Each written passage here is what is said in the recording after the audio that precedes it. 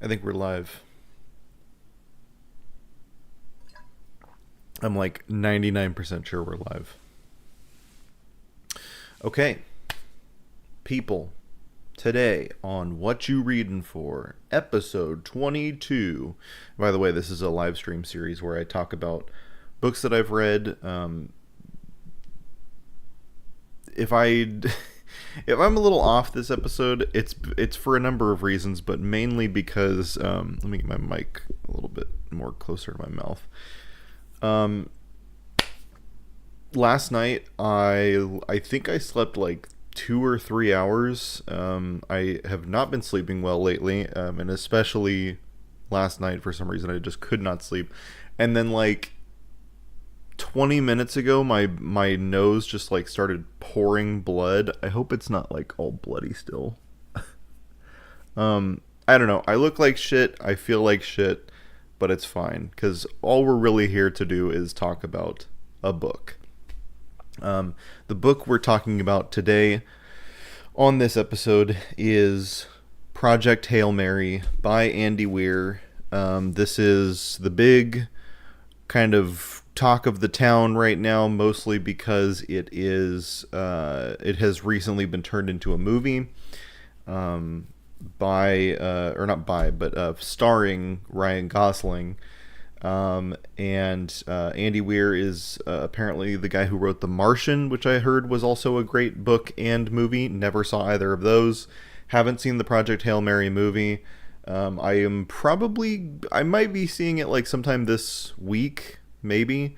But no, we're mostly just talking about the book today. Actually, we're solely talking about the book today. So if you haven't read the book or seen the movie, spoilers will abound. Please do not be mad if I spoil anything for you. I mean, honestly, the trailer that I saw for the movie feels like it spoiled like pretty much everything.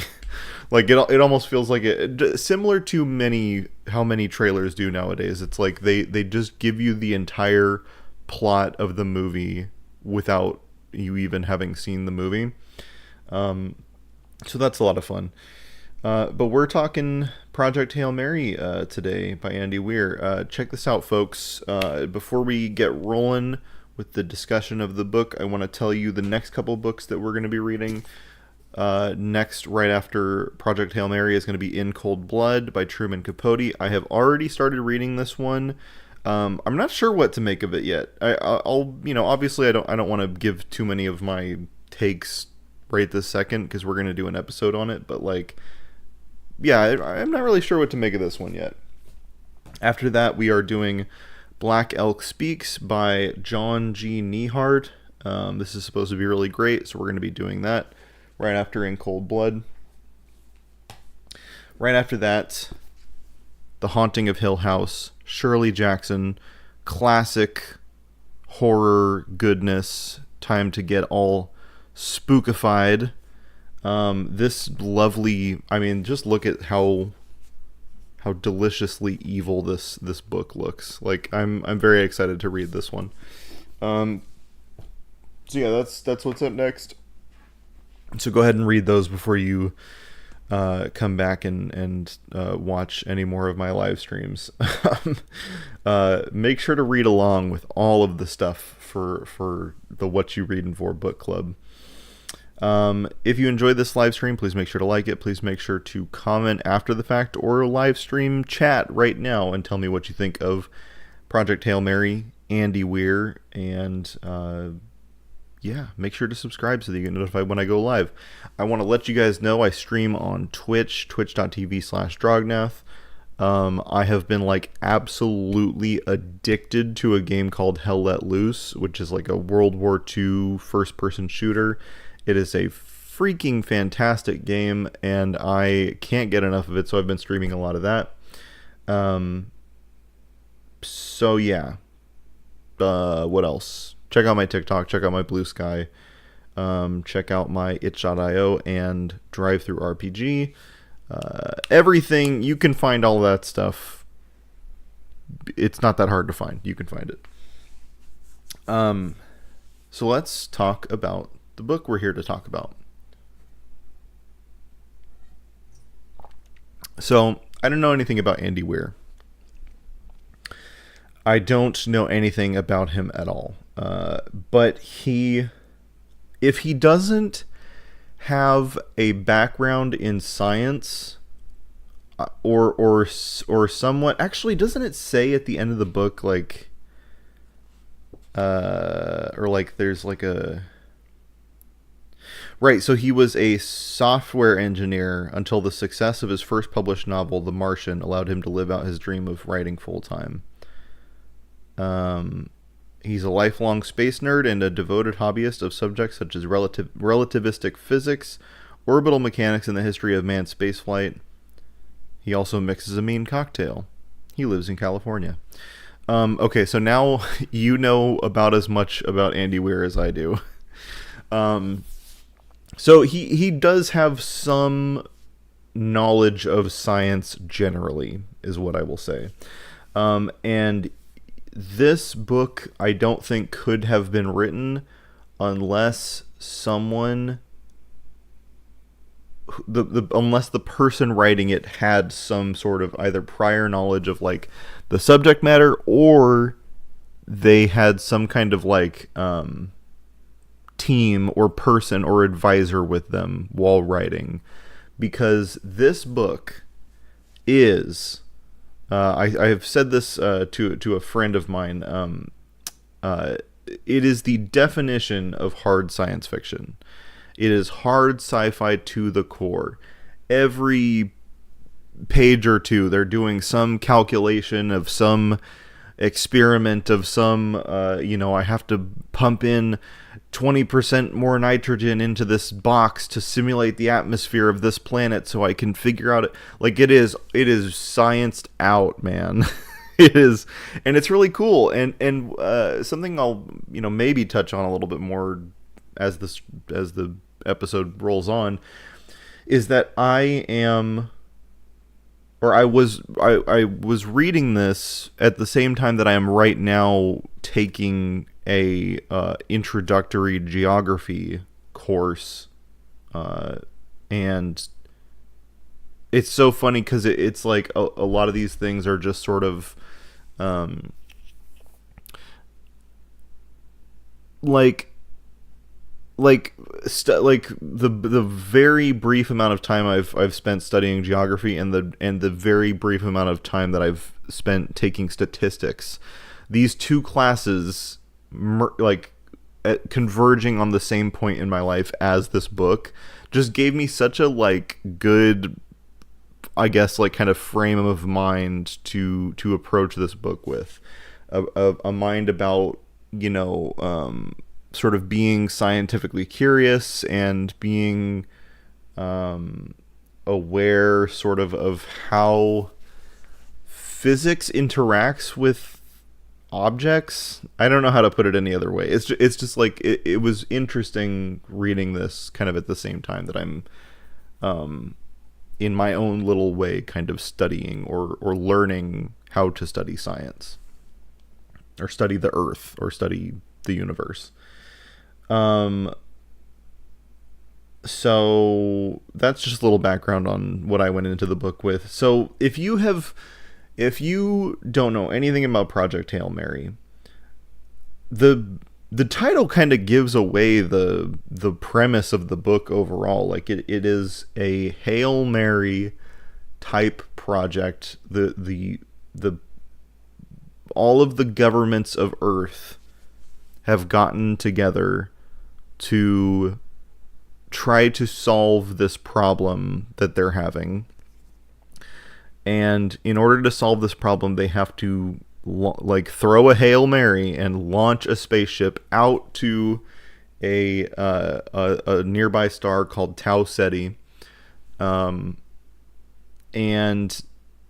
they're not really sure if it's going to work. For a number of different reasons. Just the unpredictability of space flight, for one thing.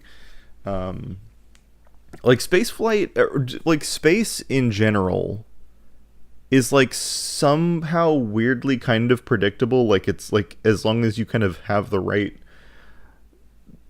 calculations and the right predictions or whatever, it's fairly predictable. but it is also space, and so it is like infinitely unpredictable in weird ways. I'm not sure if this episode is making any sense so far. I'm kind of just rambling. I guess that's what I normally do. It should be fine. um, so let's talk about this problem that they're facing. Earth is facing total extinction and annihilation at the hands of a race of alien beings called the astrophage. And it's not a kind of like typical alien invasion that you might see in like an action movie or even in like a sci-fi novel where they're, big muscly lizard people marching around with laser rifles or anything. This invasion is very much taking place on like a microbiology level. Like they are astrophage are these kind of microscopic little cellular organisms that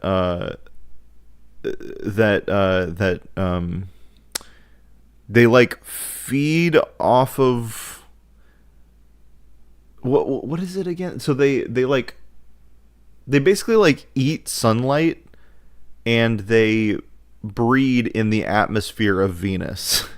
So like something about like the infrared light, like they're attracted to the light of the sun, so they come to the sun and then they eat the sunlight and then they fly back to Venus to breed, and then they go back to the sun. So like Earth scientists notice this kind of arc going like leading from Venus to the sun of like this like red line. It's called the Petrova line. And so they notice this thing, they start studying it. It turns out it's this thing called astrophage, and the book basically entirely deals with a man named Dr. Ryland Grace, and he is the only person, or like he gets sent on this mission. Oh God, this book is a little complicated. So let me just focus in here. Dr. Ryland Grace gets sent to deal with this problem. So Tau Ceti, the sun or the star that Grace gets sent to, they're sending him there because why are they sending him here? It's like, I think they're sending him there because it's like astrophage are there, but they're not eating the sunlight or something, or they're not like, it's not like affecting Tau Ceti or something. I don't know, but they have to go to this star to solve the problem. Now, why Dr. Ryland Grace specifically? This honestly might be one of my biggest gripes with the book overall, because everything they do to kind of set up why Grace is the one that's going on the mission, it all kind of makes sense for the most part, but at the end of the day, essentially you have I think he's like a 6th grade teacher going on this, interstellar flight to save humanity. It just, I don't know. I feel like, because the type of person that would get sent on this mission, I assume, would be like, a scientist or an astronaut. And not that Ryland Grace isn't a scientist, and kind of by definition he is an astronaut, but it's just like, it feels like in an attempt to make the main character of the book somewhat relatable, Andy Weir kind of like overshot a little bit and made him too like normal. And it's just like it just feels like, why would they send, and there are obviously like plot points in the book that kind of lead to this happening. Like they initially had planned to send these astronauts, and also they have to, in order to make interstellar flight work, they have to knock people out. Like they have to put people into like forced comas in order to get them to where they need to go, right? Because it's going to take a long time to get there. And so they end up finding out that like only a certain percentage of humanity has a specific gene that makes them resistant to being in a coma for a long time, because human bodies aren't really supposed to be in a coma for that long. It's not good for humans to be that way. And so they find out that only a certain amount of humans can handle that sort of load from being in a coma that long. And so they isolate, several scientists that can do this, that can handle this. And then an explosion happens, and 2 of the scientists die. And so then they're like, you know what, Ryland Grace, even though you have no experience with any of this whatsoever, you're the man for the job. You've been secretly being groomed for this position, like the whole time, like the whole book basically. And I don't know. I'm kind of talking about it a little irreverently and a little flippantly because of the mood I'm in, but like it was a very interesting read. So like, I mean,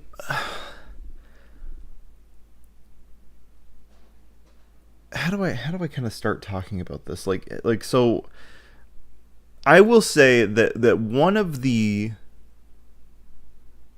this book is very interesting. It is like, technically, kind of by definition, it is like apocalyptic sci-fi. It's like dystopian.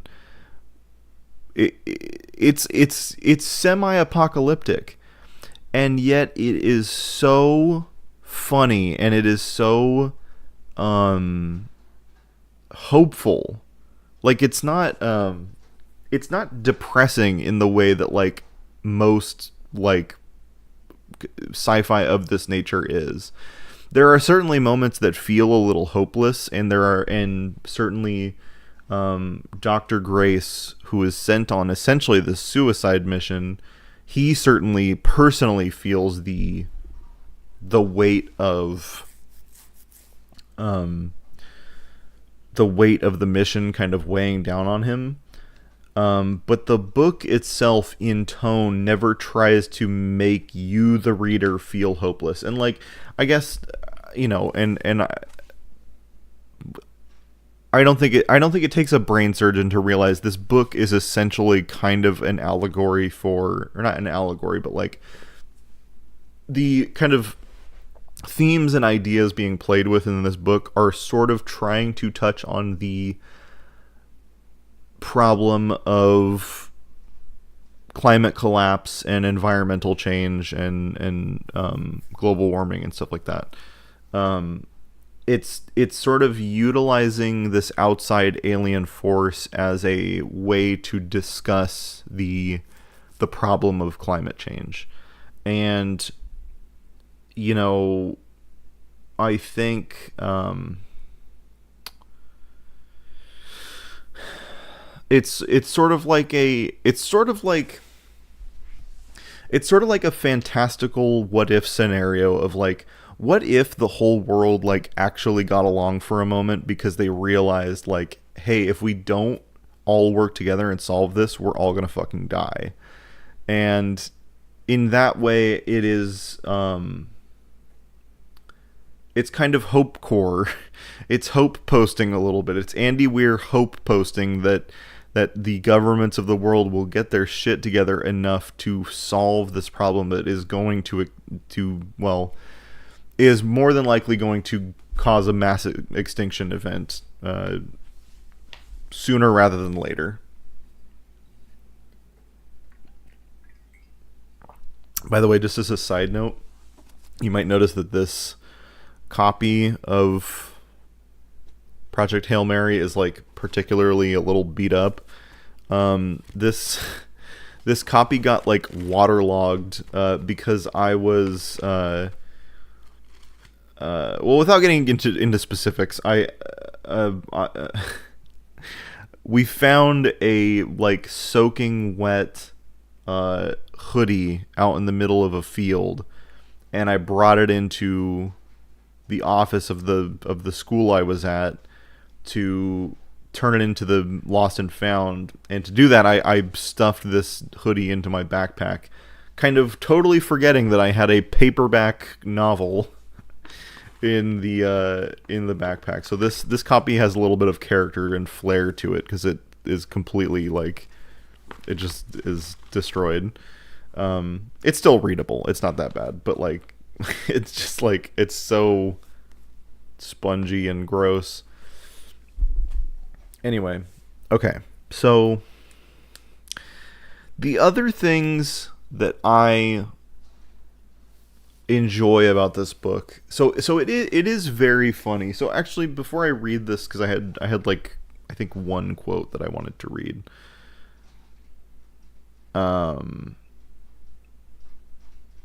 I'll just say that kind of the big moment, or the big kind of reveal, is that when Ryland Grace gets to Tau Ceti, by the way, he's alone. Like, the people he got sent with died on the way over. They knew it was kind of risky, and even though these people had the genes necessary for the transit through space, it's not like a surefire thing. Like, oh, you're definitely going to survive or whatever. So 2 people die on the way to Tau Ceti, and Ryland Grace is the sole survivor. When he gets there, he realizes that humanity and astrophage are not the only species capable of interstellar travel.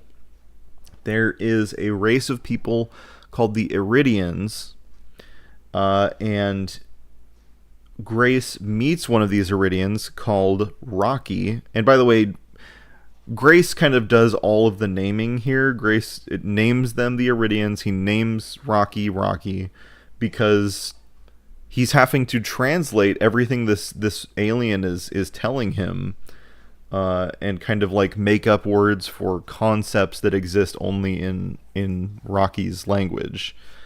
And this relationship to me is the crux of the book, like the fulcrum upon which the entire emotional weight of the book, you know, kind of balances, is the relationship between Grace and Rocky.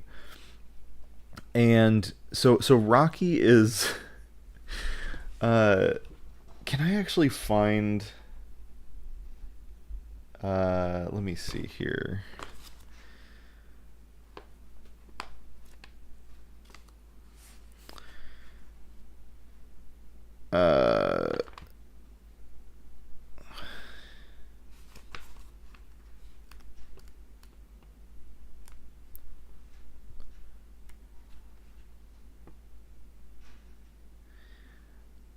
I don't know.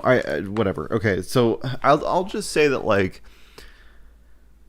Rocky's introduction and kind of discovering everything about Rocky felt so, it just, the whole thing felt so, and maybe because it's hard sci-fi and because, like, Andy Weir has obviously put a lot of thought into, like, how this type of thing would happen if it happened. It just feels so real. The whole thing, like, it actually felt like the moment when Rocky is revealed and Andy Weir does not try to do any kind of fooling you of like, oh, the big twist is like the aliens are actually humans from the future, or they're actually, like there's no kind of try. He's just like, no, the aliens are spiders made of rocks. Like they are literally. It says in the book, like, no, it's a big ass fucking spider. It's a big ass spider. And this spider is made of rocks and like has a unique biological system through which it runs like melted mercury to like, which is basically kind of like its blood. It breathes ammonia, which is like, as far as I know, is like a pretty common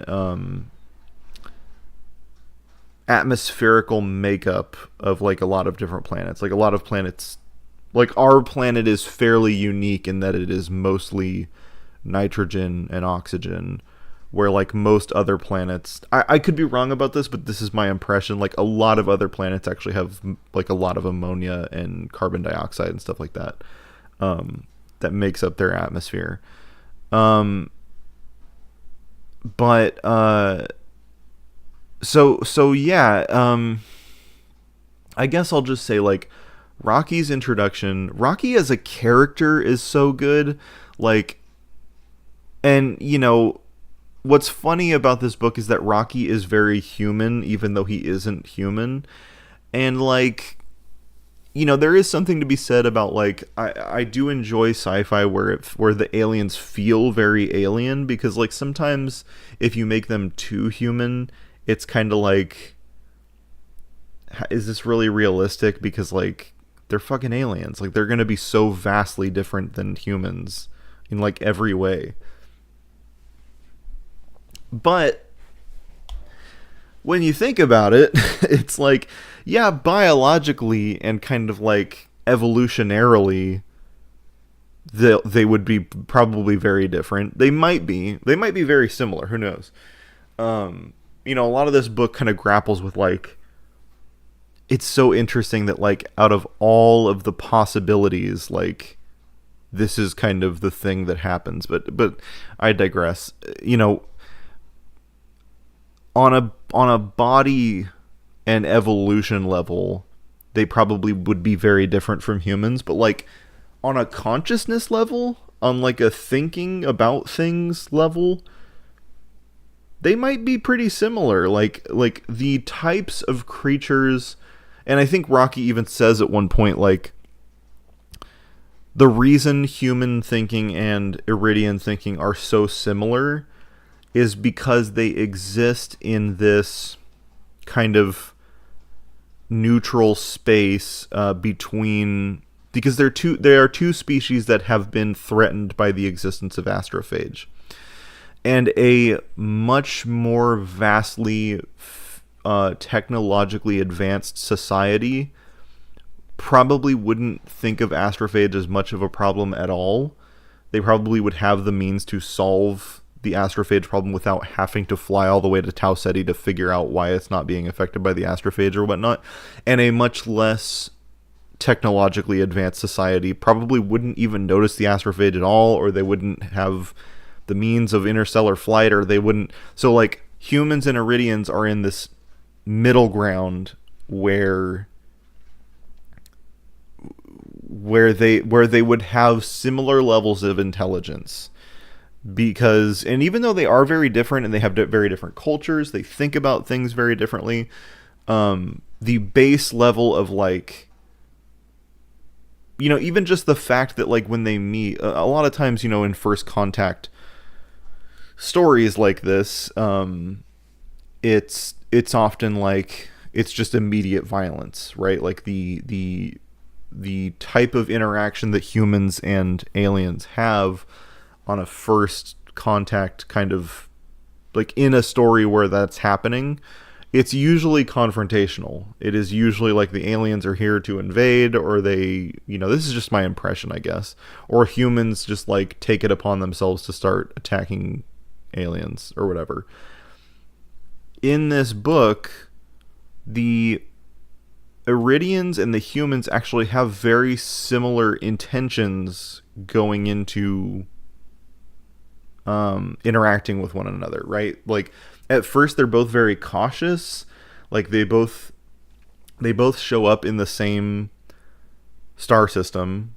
They both obviously like detect each other.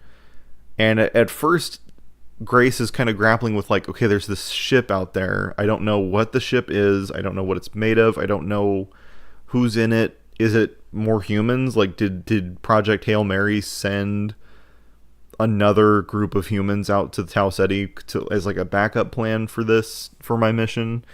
So he's kind of grappling with that, right? Like how do I even like how do I make contact with this other ship? Like it's not like I can just like it's not like I can just like radio them or text them or like, like they don't, the technology doesn't quite work that way. And so, they begin very like, they're like tossing things sort of to and fro across the, across the distance that they are from each other. They're like, Rocky like tosses a little canister that has like a map, somewhat of a map, like an Iridian version of a map, to Grace. And so they just have these very tentative, kind of cautious interactions with each other before they eventually are able to connect the ships and make like first contact. And it's just very interesting that the way Andy Weir kind of pictures this all going down is that like at first at first there is caution, but immediately once these two beings realize that like, okay, the only type of creatures that would be out here are, number one, creatures that are probably interested in the astrophage problem, right? Like they have come here very specifically to this star system because it is not being affected by the astrophage that exist here. So obviously these are creatures that are interested in that issue to begin with. But the other thing is that the only types of creatures that would be kind of sent on this mission are scientists. They're creatures with some degree of like scientific intelligence, scientific curiosity. So they're able to kind of link up on that kind of universal structure of like being interested in solving scientific problems and stuff like that. It's and that's not even really without precedent, one might say, because it's kind of been known throughout a lot of history, like the only groups of people that can manage to get along like on the entire planet, even if they're from different cultures and different kind of groups within humanity, are scientists, because scientists just think about the universe in kind of a unique way. And so again, even if they are from different cultures, they have this particular outlook that allows them to get along with each other. And I wanted to read really quickly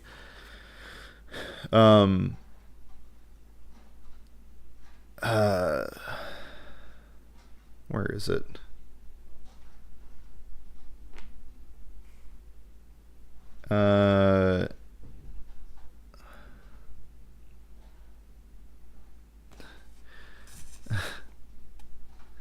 I guess I don't even really need to read this because it's only like a few sentences. But basically, like as Grace and Rocky are kind of like learning about each other, they're kind of just making contact, and Grace isn't quite sure about like the intentions of this alien creature. He's not quite sure about its personality. Like he's still very much learning, about this new species.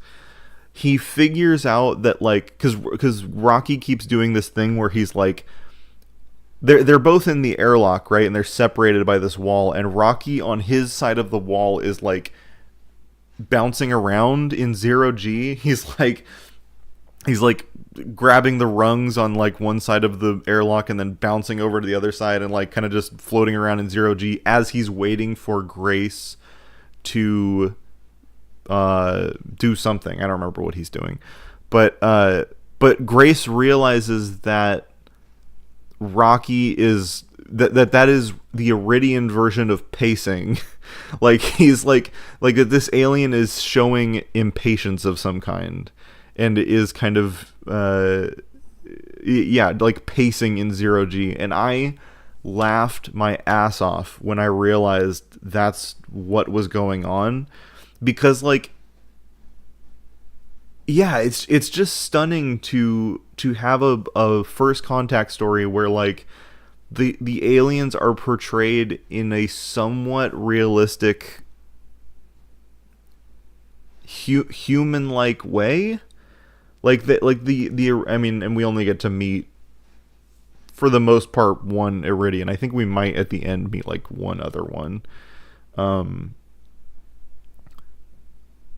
but for the most part we're only introduced to Rocky. And he's just very human. Like he's very smart.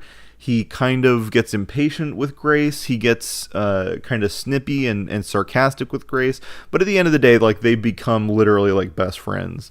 You know, by the end of the book, Grace like moves to his home planet and like becomes a national hero.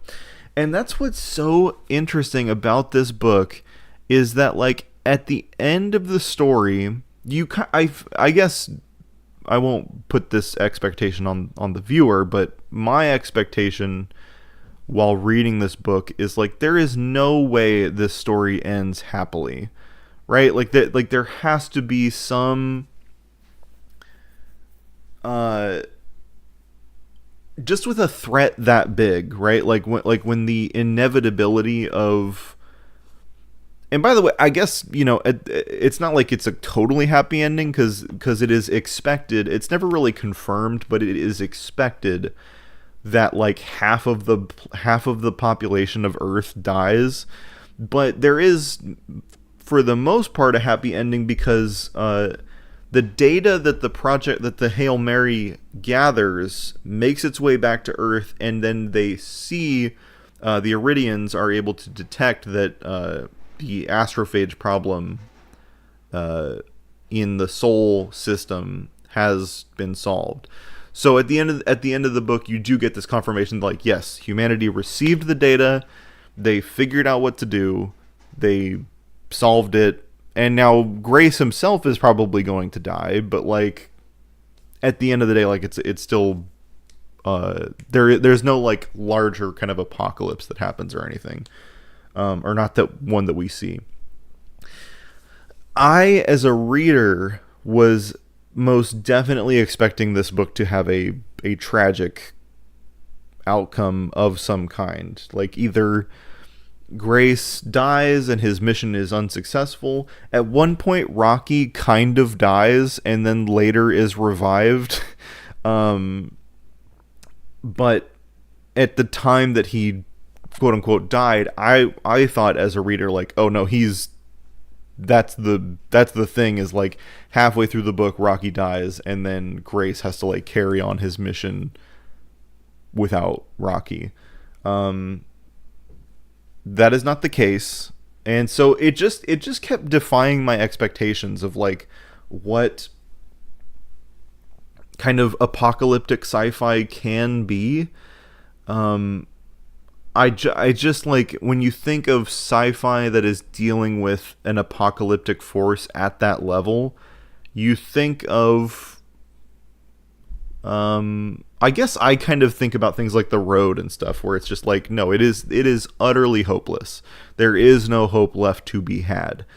And yet Andy Weir makes it a point to be like, no, there are moments of hopelessness for sure, but through the perseverance of science, the perseverance of human curiosity, the ambition of the human spirit, stuff like this, you are able to, again, there is much strife and there is much destruction, but at the same time, you are able to make it through, and there can be a happy ending. Again, looking at this all as a corollary for environmental change, climate change, stuff like that.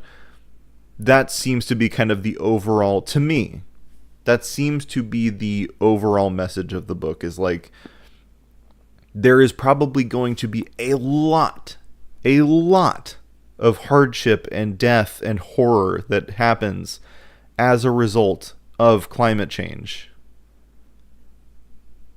But we can make it through. We can. Like, we might be very different, and there might be a lot less of us on the other side of solving the climate change problem, but like, we can do it. That seems to be the impression I kind of got of the overarching message of the book, I guess. Trying to think if there's really anything else I wanted to talk about here.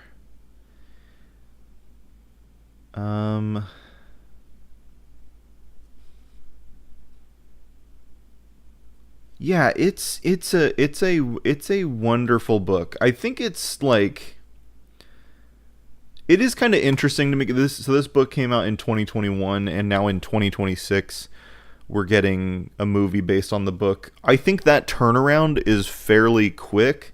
Now, Andy Weir already had a successful book to movie transition with The Martian, so maybe he had connections in Hollywood, or whatever the case is. Like, that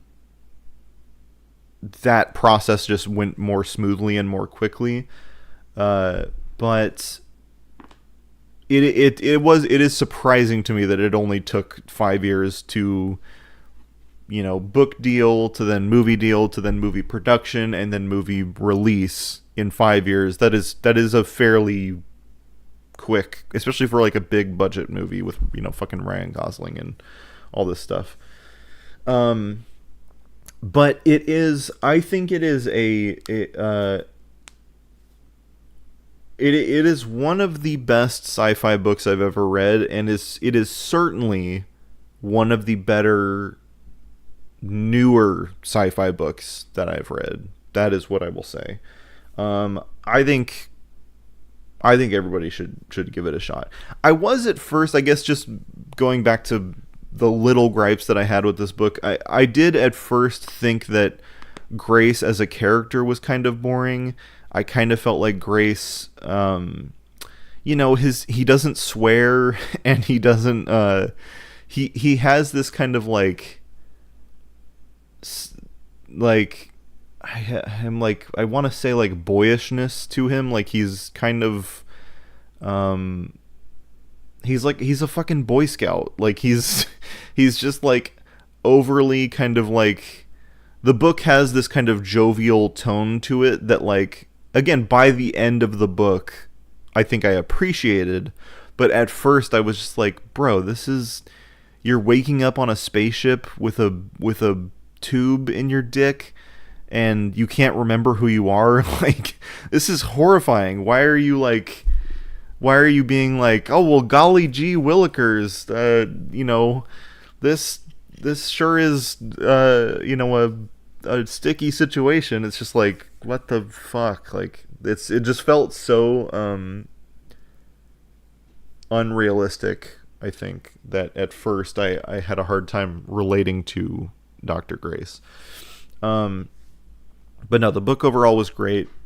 Highly recommended. I can't wait to see the movie. I think at some point this week I'm probably going to go see the movie. I've heard it's really good. I don't know. Maybe I'll post about it after seeing it.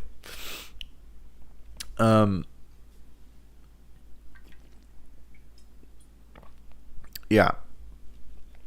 I think that's largely it. We have some chat here.